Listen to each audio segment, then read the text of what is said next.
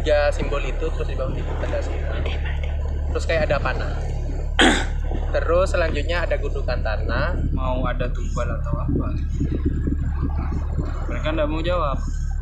Makanya Makanya saya dipancing itu, diserang gitu ya. Nah. Kayak kasih sentuhan gitu. Apa reaksinya dari mereka? kasih cubitan. Iya, Kak. Di atasnya tuh banyak simbol-simbol itu sebenarnya pangkat dari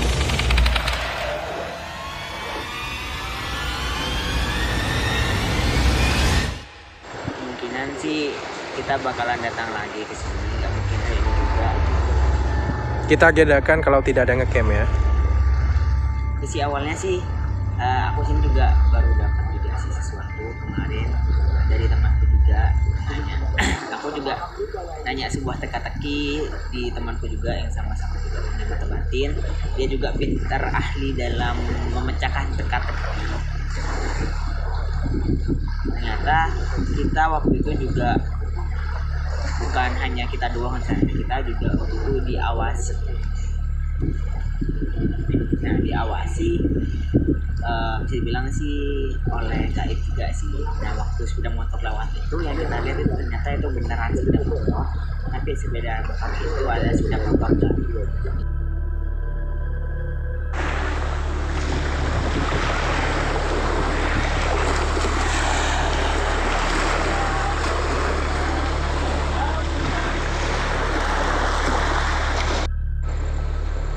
Oke teman-teman, ini setelah Tardio tadi ya memfokuskan diri ke area camp tadi,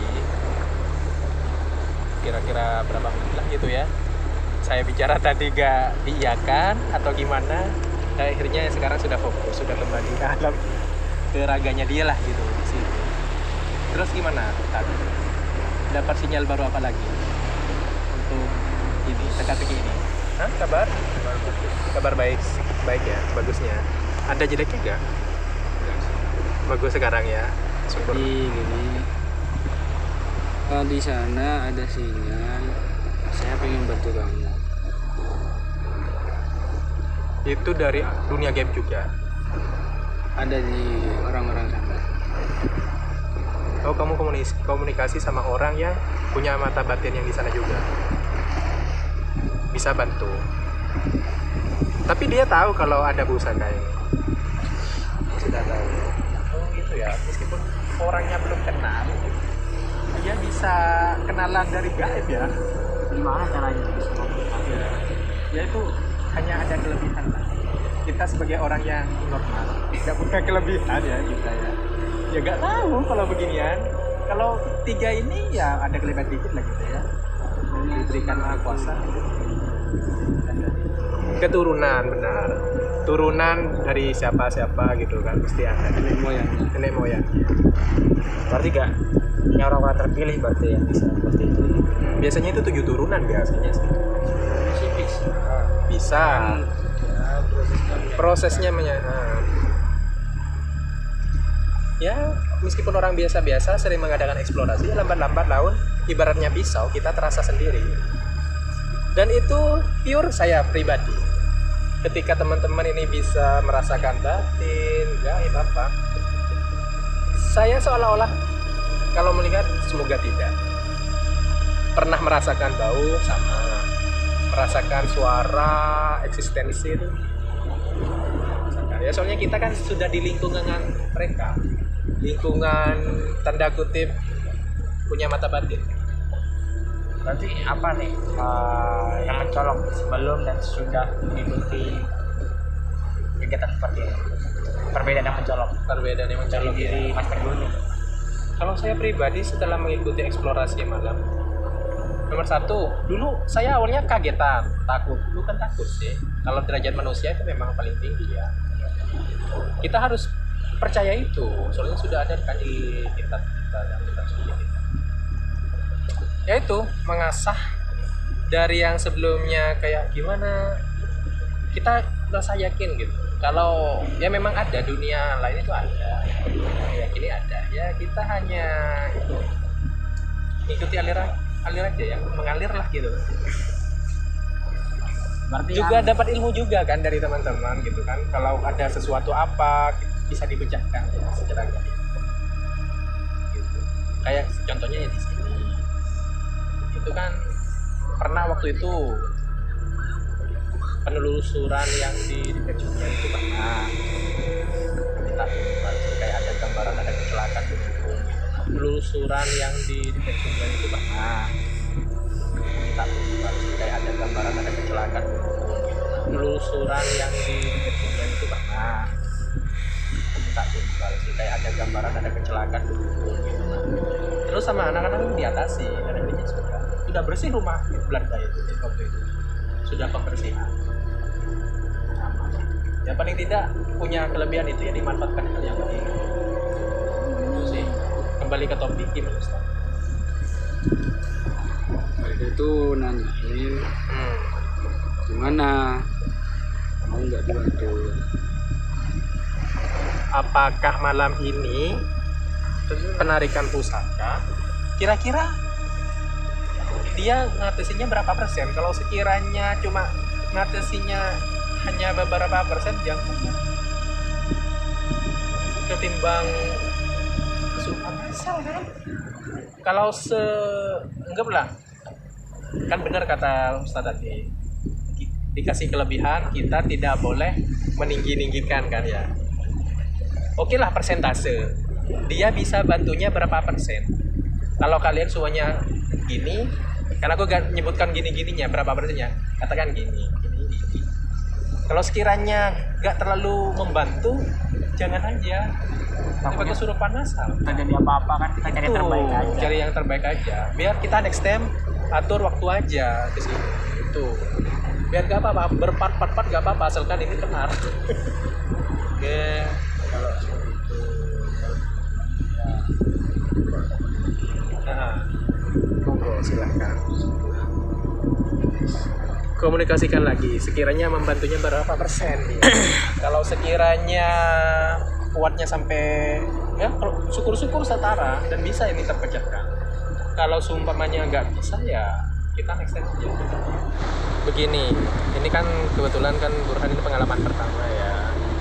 Pengalaman ini memang ya mau dibilang horor sih, memang konten horor gitu kan. Tapi ya ini memang urgent sekali. Kenapa teman-teman dari sebelumnya kan setelah penelusuran dengan adanya teka-teki itu dibuat bingung ya di sini. Cuma di sini waktu penelusuran sekali take langsung beres gitu, anggaplah nggak sampai berpart-part, ini sampai berpart-part dan itu mungkin sangat urgent sekali dan akhirnya Katrio kepanggil disuruh ke sini lagi. Mungkin ada sinyal akan terjadi sesuatu di sini, makanya dia bertugas. Waktu closing dulu kan kita bilang waktu di Randowo kalau sudah sampai 2000 viewers lah gitu kan, sekarang sudah ratusan, sudah 100 lebih ya gitu.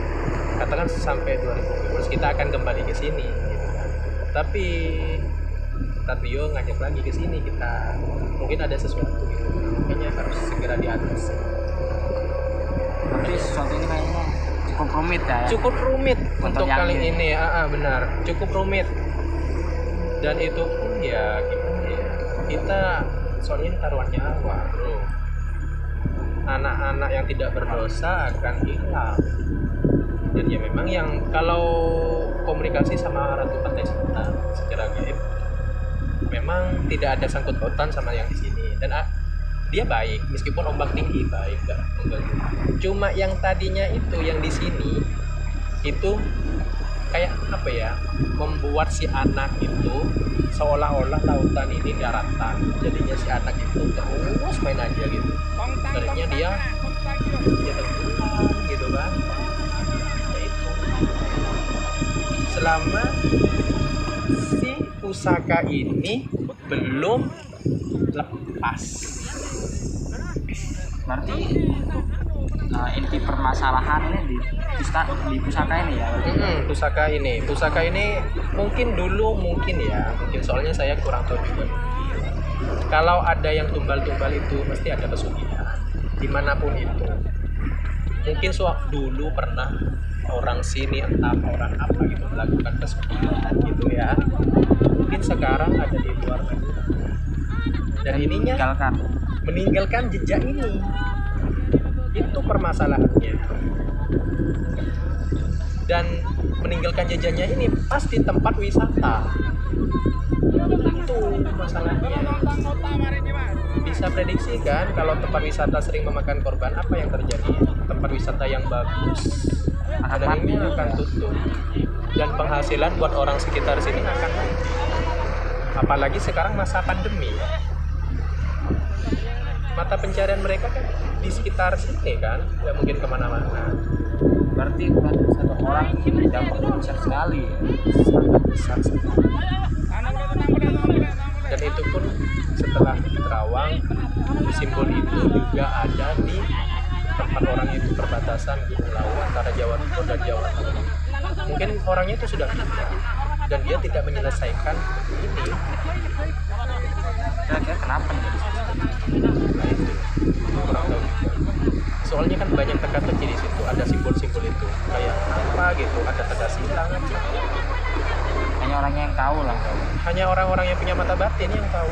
Berarti Kita ini cuma bisa penyambung lidah aja gitu. Kata mereka gini ya kita ikuti aja gitu kan. Ini memang urgent sekali. Teman-teman di sana masih kontak batin sama yang camp ya di sana.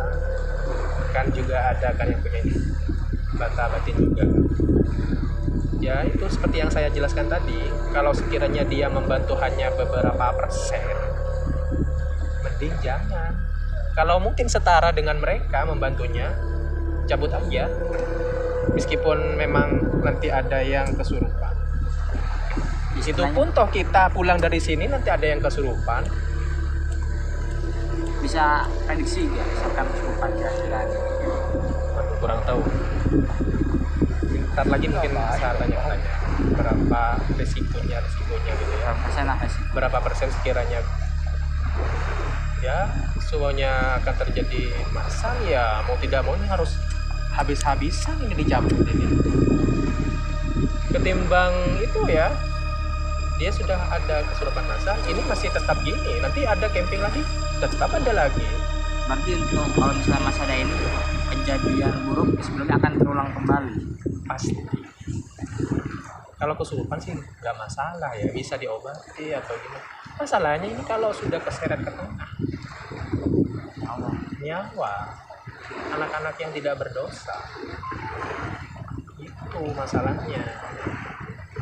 Makanya ya bagi teman-teman yang punya indera keenam atau lah punya mata batin gitu, pasti terenyuh. Buat teman-teman yang di rumah itu yang menonton, pasti ingin membantu kan secara tidak langsung, tapi apa daya seperti kita ini gitu kan. Bukan kapasitas kita. Bukan kapasitas kita hanya penyambung lidah dari mereka. Apa yang mereka butuhkan, kita hanya sebagai media penyampaian aja gitu kan. Selebihnya mereka yang bertindak. Intinya kita memasrahkan kepada ahlinya. Iya, semua itu ada ahlinya. Kita jangan so ahli. Takutnya Nanti hasilnya pasti berantakan. Ya itu.